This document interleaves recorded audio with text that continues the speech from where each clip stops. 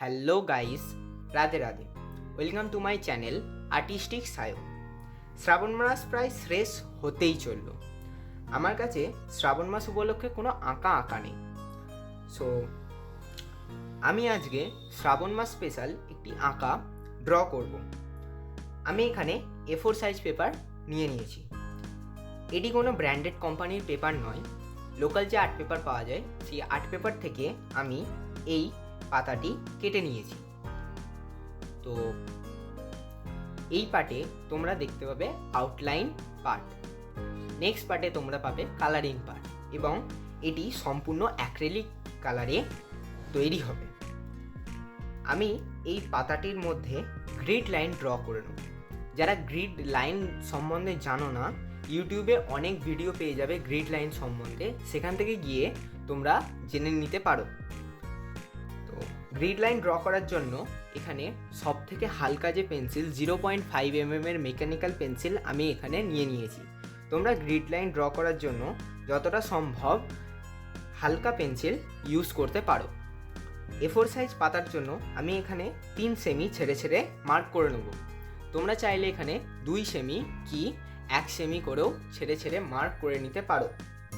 এবং grid line draw করার জন্য একটি অ্যাপও লাগে। বিগিনারদের জন্য আমার মতে সবথেকে ভালো অ্যাপ হলো ড্র ইজি। এটা তোমরা প্লে স্টোরে খুব সহজেই পেয়ে যাবে। তো চলো দেরি না করে আমরা গ্রিড লাইনটা ড্র করে নিই। দেখতে পেলে যে এখানে আমি গ্রিড লাইনগুলোকে ড্র করে নিয়েছি। তোমরা দেখতেই পাচ্ছ যে আমি গ্রিড লাইনটিকে কতটি হালকাভাবে করেছি, কারণ স্কেচ কমপ্লিট হয়ে যাওয়ার পর গ্রিড লাইনগুলোকে মুছে দিতে হয়। এই পেপারে আমি যে গ্রিড লাইন ড্র করেছি সেটি সম্পূর্ণ আমি ফোনের রেফারেন্স ইমেজেও অ্যাপ্লাই করে নিয়েছি। তো এখানে তোমরা দেখতেই পাচ্ছ যে এখানেও 3 সেমি ছেড়ে গ্রিড লাইন ড্র করা আছে। তো আমি এবার এই রেফারেন্স ইমেজ দেখে কোন ঘরে শিবজির চোখ, নাক, মুখ এবং বাদবাকি সব জিনিস আছে সব কিছু আমি ড্র করে নেব। তো চলো তোমরা ভিডিওটিকে এনজয় করো।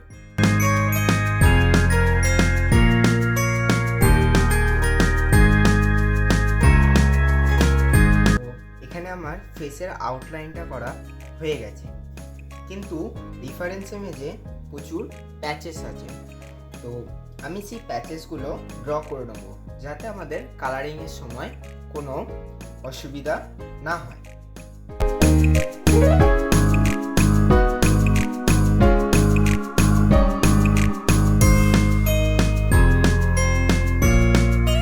আমার আউটলাইন করা পুরোপুরি কমপ্লিট হয়ে গেছে। এটি এখন দেখতে ভালো না লাগলেও কালারের পর এটা খুবই দেখতে ভালো লাগবে। তো ভিডিওটি ভালো লেগে থাকলে চ্যানেলটিকে সাবস্ক্রাইব করে দেবেন এবং ভিডিওটিকে লাইক করে দেবেন।